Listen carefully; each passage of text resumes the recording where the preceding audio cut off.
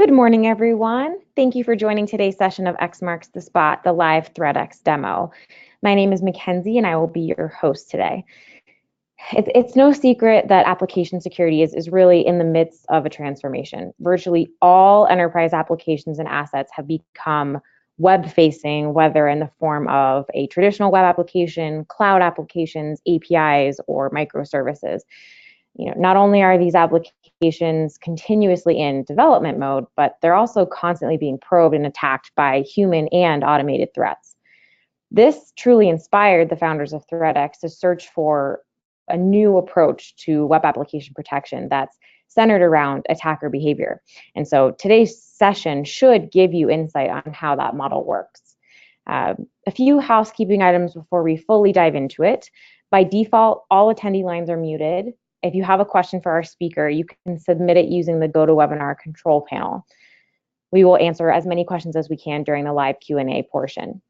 We will also be sending out attendees an on-demand recording of this demo within 24 hours, so be on the lookout for that. And lastly, at the end of the presentation, we will share contact info for you to get in touch with the team here at ThreatX directly, should you have any further questions or you want to schedule a personal demo. And now I'm going to hand it over to our speaker for today, Kelly Brazil. Kelly is the VP of Sales Engineering here at ThreatX. Kelly? All right, thank you, Mackenzie. Appreciate this, and thanks for everyone on the line.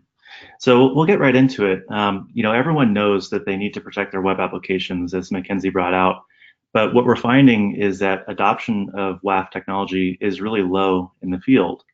I don't know how many times I hear from customers that to them, WAF is really a necessary evil. It's really something they'd rather just get off their plate. And that's because there's a lot of kind of burdens that come with deploying a WAF, at least with legacy WAF technology. It's cumbersome to deploy. There's a lot of tuning involved to get it to where you're not getting a lot of false positives. Then you have to maintain those signatures as the applications change. And then you have to have personnel analysts that actually investigate the false positives. And then you're not even really sure if you're getting a lot of false negatives, because a lot of times the WAFs are tuned with a bias towards false negatives, because the revenue generating traffic is just so important. You don't want to drop any important traffic. So you sort of end up with this Swiss cheese approach that isn't really helping.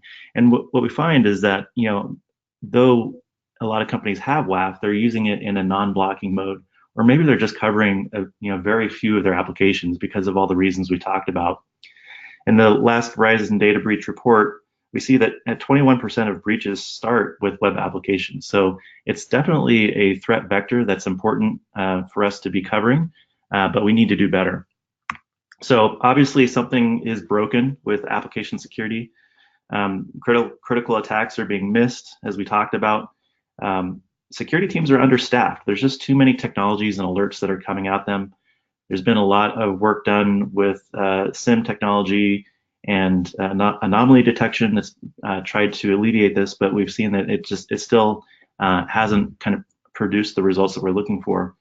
What security teams really need is automation and context to understand and react to these threats. And like we said, even with new anomaly detections, we're seeing that even though they're better than traditional signature approaches at finding newer or subtle attacks, they actually tend to provide more data for the investigators to look at without enough context. So again, it starts to provide a burden for the analyst. So ThreatX is solving the problem in a fundamentally different way. So as what our WAF is we call it attacker-centric. So what that means is that we're profiling the application to understand, what is the application, what type of technology does it run on, what are the expected inputs, things like that. But we don't stop there. We also profile the attackers. So this is a behavior-based profiling that we do, and we track the attackers on a kill chain. So we're using a combination of machine learning and fuzzy logic to profile the applications. And then we're looking at heuristics and behavior-based rules to profile the attackers. And these two technologies together really help to reduce false positives almost to zero, and also provide you a lot of confidence in the blocks, because we're we're not only telling you that something bad happened and we blocked it, but we're providing all the evidence and all the breadcrumbs that led up to that, so you can be very confident in blocks from ThreatX. So this results in less false positives, less false negatives as well. We're very accurate. No signature writing, so not having to understand the regular expressions that you typically have to do with WAF today. The other benefit is that we're cloud native. So of course we can support all the legacy type of architectures and designs, but the new architectures with infrastructure as a service and Kubernetes and microservices, that's difficult to do with the traditional chassis-based appliance-based design. We have a cloud native architecture that makes it really easy to add a security layer into your existing microservices and web apps in the cloud. So and that leads to rapid deployment, to where you can get the WAF up and running very quickly, which is traditionally not possible. And then once you do get the WAF installed, another component to rapid deployment is how quickly we can learn the application and the behaviors. So the goal with ThreatX is that within 24 hours, you should be able to go into blocking mode. And that's a big difference, right? Typically, it takes 2 to 4 weeks of tuning and professional services to get your WAF into blocking mode. And that's why organizations typically don't cover more than 10 or 15% of their top apps. But really, what we find is that's leaving a large attack surface area open. So by being able to provide value and go into blocking mode very quickly, that it really enables a new era of being able to protect all types of apps very quickly. So we talked about tracking the attackers and having this attacker-centric approach, and this is really unique to ThreatX. And so this is what we mean by that, is that we track the attackers across a kill chain. And so instead of looking at binary block or allow rules or regular expressions that you would see on a traditional WAF, we're really looking for behavior-based rules, and then we're tracking those rules against the kill chain. So as an attacker is visiting your web application over the course of 90 days, we're going to see whether they're escalating up this kill chain. And so when you look at this kill chain, you might be familiar with the Lockheed Martin model kill chain. This is derived from that. It's not the exact Lockheed Martin kill chain, but this has been modified to be relevant for web application attacks. So you see in the left-hand side, the reconnaissance, the mapping type of activities. Those aren't necessarily dangerous to your application, but they could, they're definitely things that you want to track and be informed of, because they could be, an attacker trying to understand your application to perform an attack later on. But they're not dangerous to the app. They're not going to bring the app down. And also, there is a risk of false positives in that area too, because it might not be an attacker. It could be a poorly written application, or maybe a script that's running against your site that's hitting an old link that doesn't exist anymore. So there's a lot of reasons why you wouldn't want to necessarily block on that end of the spectrum. And then over on the right-hand side, you have things like DOS and exploitation and malware communication, where you definitely do want to start blocking there, either temporarily or permanently. But the nice thing about ThreatX is that we're not just a binary block or allow. We also have other actions that we can take sort of in the middle, and that helps us to get more intelligence and context around an attacker. And the things that we can do there would be what we call active deception. So we can send fake form fields, we can send fake URLs and other information down. And the reason for that is to try to determine whether an attacker is a bot or a human being, right? So that helps us to change the risk level for that particular entity. We can also slow the attacker down, and if they're doing some type of a DOS attack against the front end or the back end application, we can do tar pitting. And then we can also do interrogation, where we're sending down cookies and JavaScript to the attacker to get more intel. And that really helps us to fingerprint the attacker and the IP addresses that it may be using to hop around. Or perhaps it's a member of a botnet that has hundreds or thousands of IP addresses inside of it. So again, provides us more intel so that we can more accurately take the appropriate action when we see these types of activities happening against your website. So that's the kill chain approach that we're taking. It's very unique and different, and a differentiator for ThreatX. So let's talk about deployment a little bit here. So as we mentioned, we're a cloud native deployment, but we can deploy anywhere the application lives. So if the application is in a legacy data center on-prem, or maybe it's in AWS, Azure, Google Cloud, any type of infrastructure as a service, we can deploy our WAF sensors right there.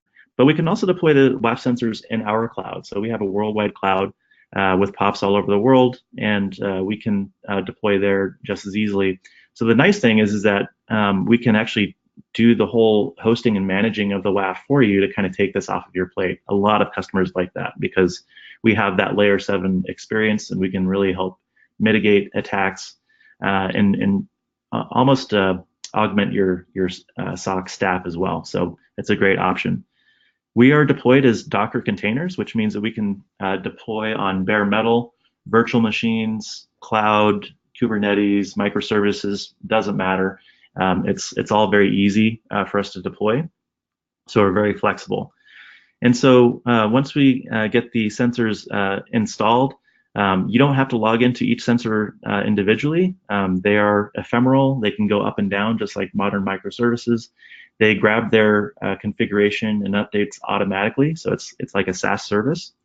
And so once you get these sensors up and running, you can divert traffic to them, either through a simple DNS change, or if it's on-prem, you can change your load balancer configuration, and we deploy just almost as another web application that your load balancer is front-ending. We can do all the encryption, re-encryption, and things like that. So that's all taken care of because we're a reverse proxy type of architecture. And that's important because that means that we're technology agnostic.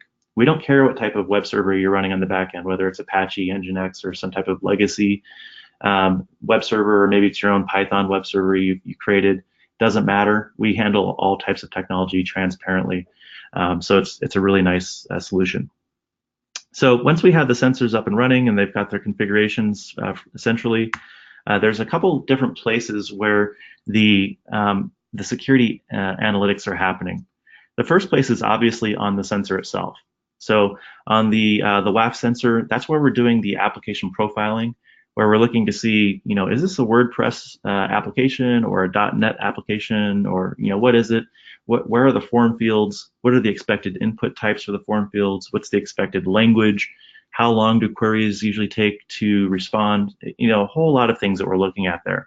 And that helps us to understand the application so we know how to tune it automatically. Then the next thing that we're doing is, as users and bots visit your website, we're doing this entity behavior profiling, and we're tracking these entities for 90 days. And so here we're using fuzzy logic and heuristics and behavior-based rules to understand and track how these entities are escalating up the kill chain. And we're basically using the application profiling rules to help tune those behavior rules that we're using for the entities. The sensors also do the attacker fingerprinting. So this is where we can track the entities as they hop around IP addresses, or maybe track them if they're a botnet of hundreds or thousands of IP addresses, and other active responses like the tar pitting that we talked about to help with DOS attacks, and also the active deception to help understand whether different visitors to the application are bots or applications. One of the really nice things that we do as well is layer 7 DOS protection. So without any types of signatures, we can protect your backend applications, your backend databases. One of the things that we profile with the application is how long queries take to respond on average. So for example, let's say a query takes 5 milliseconds on average to respond. If we're starting to see queries from a certain entity take 5 seconds to respond or longer, then we'll tar pit that host because it's basically looking like it's a layer 7 DOS attack at that point. So that's a really great feature that doesn't require any type of tuning or signatures to protect your backend application. In addition to the security features that we're talking about, we also do advanced caching. So if the sensor is deployed on-prem, that really helps to reduce the load on your backend web servers. But if you have the sensors deployed in our cloud, and if we're fully managing for you, we actually turn into a CDN for you. We actually are doing the caching and distributing of the data across the world so that users get the fastest response. So a lot of customers like that because they can save a lot of money with their existing content distribution network, but also get best of breed security as well for their application. And then finally, in addition to the security and caching, we can also do custom blacklists and whitelists and also custom rules. So we have a very comprehensive rule matching engine that is used by our SOC as well. So you have full access to that, and you can create custom business logic rules and any type of matching that you want to as well. So it's very flexible and powerful. So that's the sensor side. Now there's also the cloud side, and this is really where the higher level analytics start happening. So with a traditional WAF, every WAF appliance is kind of lives in its own world. Whereas what we do is we send select metadata up into our cloud, and then we have our HackerMind behavior analysis engine run on that and do cross-site and cross-customer correlation.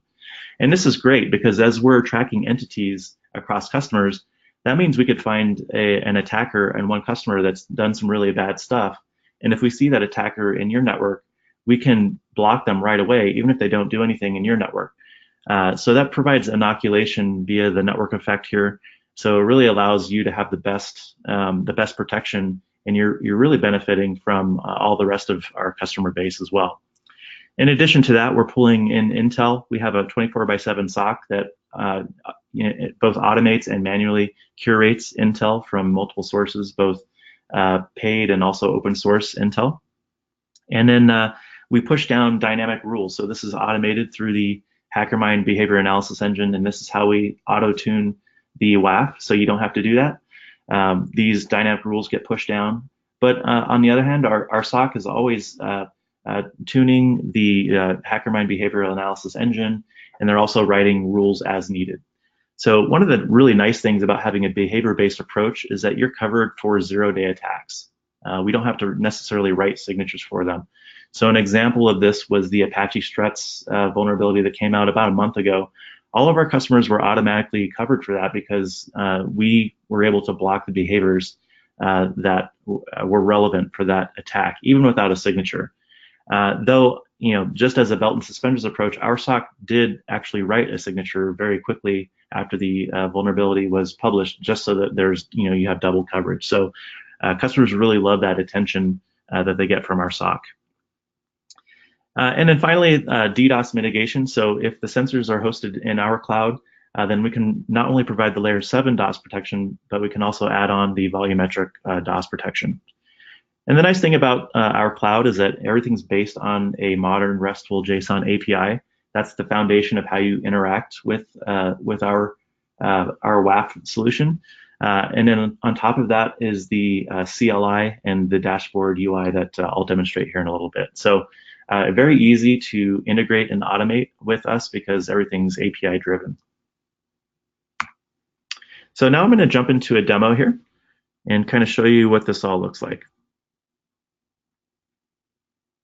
So let me log in and get my two-factor here.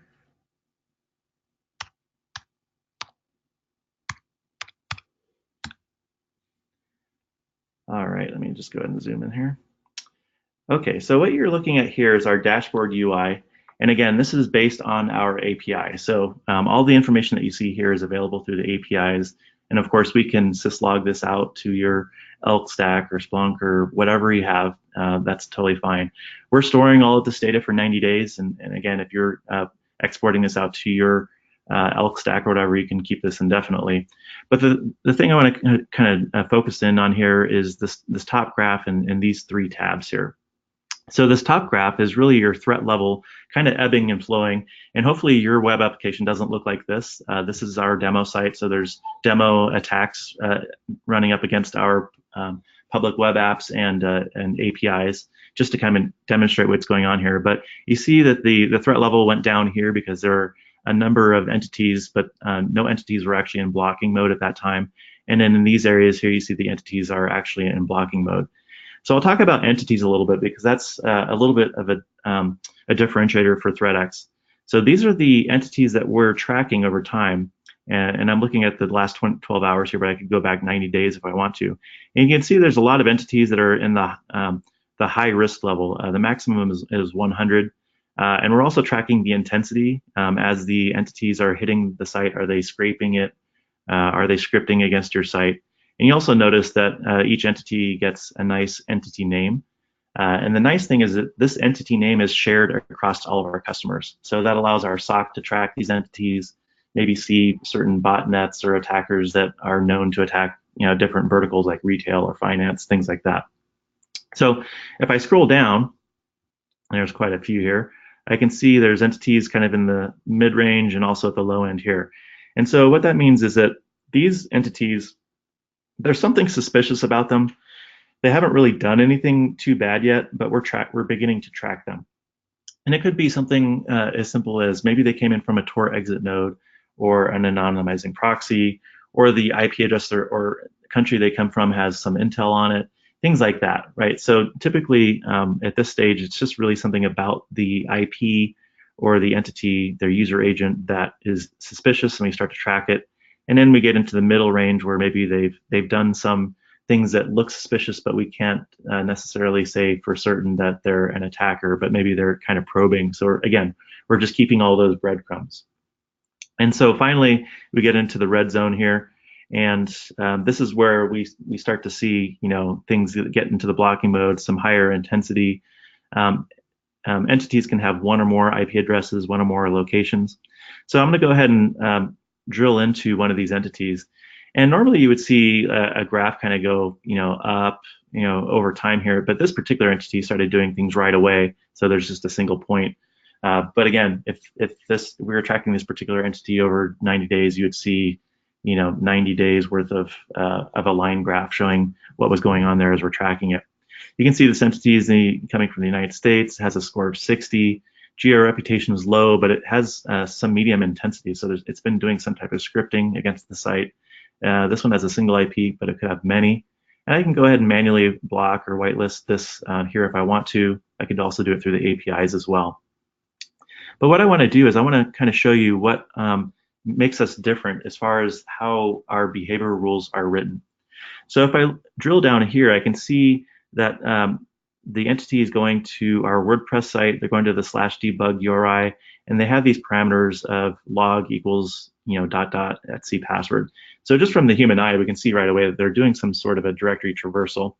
And I can hover over here on the description of the signatures that hit, and I can see that 3 signatures hit, and here are the descriptions. Now, if you look over to the right-hand side, this is really what's different about the way we write our behavior rules. You can see that one of the signatures is just looking for the ... string, another signature is looking for the /, and another signature is looking for a /etc/file name. Now, if you put these signatures into a traditional WAF, it would probably just melt because you'd have 10,000 false positives per second, right? These are not good signatures for a traditional WAF, but they're excellent for our WAF. And the reason they make sense is because these signatures are being correlated to a single IP, and they're not just block or allow type of signatures. These signatures are actually additive. They're adding to the risk score of that entity. So as more and more of these behaviors happen, the risk score of the entity goes up until finally it gets into a blocking threshold. And we see that actually happened with this particular entity. It was temporarily blocked. So there will be a number of temporary blocks until it goes into a permanent block mode, and that's all configurable. So that's entities, a very interesting way that customers like to be able to understand the attacks against their site, because now the focus is on the attacker. But let's change pages here and focus now on the application. So the top targets tab is really looking at your application and changes to that application. So what's really nice here is that we can see different parts of your application bubbling up. So we can see here that we have an API, maybe there was a change overnight, and now we're starting to see attacks against this API by multiple entities and attackers. So this is where our 24/7 SOC is monitoring for you. So if you make a change to your application overnight, we'll notice that. We'll virtually patch the vulnerabilities for you, so you're not vulnerable. But our SOC will work with your team to help you, whether it means helping out with new code or web server configuration changes, things like that. So customers really love the layer 7 expertise that we bring to the table and how we can help them mitigate those attacks. And then finally, the attack states tab really takes all of these entities and attacks and maps them to that kill chain that we talked about earlier. So this probably looks familiar over here, the reconnaissance and scanning. Then you start to get into the brute force and DOS and malware communication. So I can start drill down to only the types of attacks or the levels of the kill chain that are interesting to me and look to see what types of attacks those are. And I can see this is an attack against the API that we have. So again, not only web applications, but APIs, whether they're public or private. And you can see all of those signatures there, that it looks like there's some SQL injection happening within the JSON body of our RESTful API. So some really neat things that we can see there and capabilities that we have to protect not only web applications, but also APIs. All right, so that is about it for the demo. We can go into a more in-depth demo with your team if you'd like. We can definitely schedule that. So let me go ahead and switch back to the presentation here. And then we'll do some Q&A. Yeah, thanks, Kelly. We have quite a few questions coming in, so but not to fret. If you haven't gotten your question in, please go ahead and post it, and we can definitely get that asked. The first one that we have here is, does the learning process require a trusted network designation in order to learn appropriate behavior for a new application? No, it doesn't. So we typically do learning of the application right on the public app, and it takes 24 hours. And the reason is because we're not tuning the signatures based solely on the learning that we're doing on the application side. The signatures are a combination of the application and also the entity behaviors. So we can see what a majority of entities are doing, and if they're doing things that are normal, then we can see the outliers pretty quickly. So it doesn't have to be on a clean network to get proper behavior. Great, thanks, Kelly. The next question we have here is, I've been using a signature-based WAF my entire career, and I'm hesitant to make the change to a new tool I'll have to learn. Should I be? No, I mean, everything's kind of moving in this direction of behavior analytics. And the nice thing is that you'll be able to kind of focus on things that are more important than tuning regular expressions, right? So we're trying to move beyond kind of the lower level type of analytics that we've been doing and moving to the higher level analytics. And then, that way you actually provide more value to the company and organization that you're working for. ThreatX is, we're designed to be easy to use and to learn. When customers use our WAF, they love it. So it's not like it's a burden to learn something new here. This is actually pretty interesting. But also, I think what's also interesting is the cloud native approach. So things are moving to the cloud, things are moving to Kubernetes, and we have some really fantastic designs for that. So we can actually help your company do that digital transformation, and put those security layers in without really burdening your application development and DevOps team. Great. So Kelly, you mentioned that it takes 24 hours to get to blocking mode. The question that we have here is, can I integrate this with my DevOps to start the analysis cycle as early as possible, or shorten the cycle to less than 24 hours? Yeah, so that's kind of the nice thing, is that we're constantly doing the application profiling. It's not something that just that stops after 24 hours. And so first of all, let me say, with 24 hours, that's with a typical website with a typical amount of traffic going to. If it's if there's very low usage on the website, then it could take longer than 24 hours. But in the field, we typically see within 24 hours, we're really happy with it. But as your application changes, and so this is really nice because we do basically fit in with CI/CD pipelines, because we know applications do change, and we have thousands of sites that we're covering that they do have sites that change multiple times per day.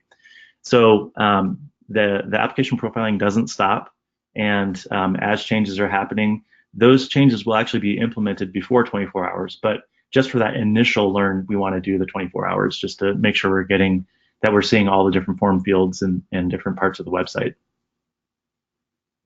Got it. Another question related here, I've never used full blocking mode for any other WAF.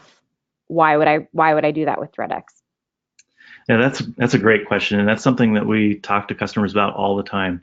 So an interesting data point for ThreatX is that over 95% of our thousands of apps that we're covering are in blocking mode, and that's unheard of. No one ever does that. Just like the caller, the questioner said, is that typically the WAF is just in a visibility mode, and it's not really providing that blocking value, and it's because there's no trust in it, and there's a lot of tuning and false positives involved. So we encourage our customers to go into blocking mode. We believe that's the purpose of the WAF is to actually block attacks, and we have the background to prove that it actually does work because, like I said, almost 100% of our customers are in blocking mode, and we encourage that. Awesome. Thanks very much, Kelly. We are just a little bit over time, so that's all the time that we have for questions today. If you are interested in learning more, we encourage you to schedule a personalized demo. Feel free to shoot us a note at info@threatx.com. We'll also send out a follow-up email with a recording of this webcast and a link that you can get in touch with Kelly specifically for a personal demo or just to continue asking any questions that you have. So be on the lookout for that, and we hope to see you back here soon. Thank you. Thank you very much.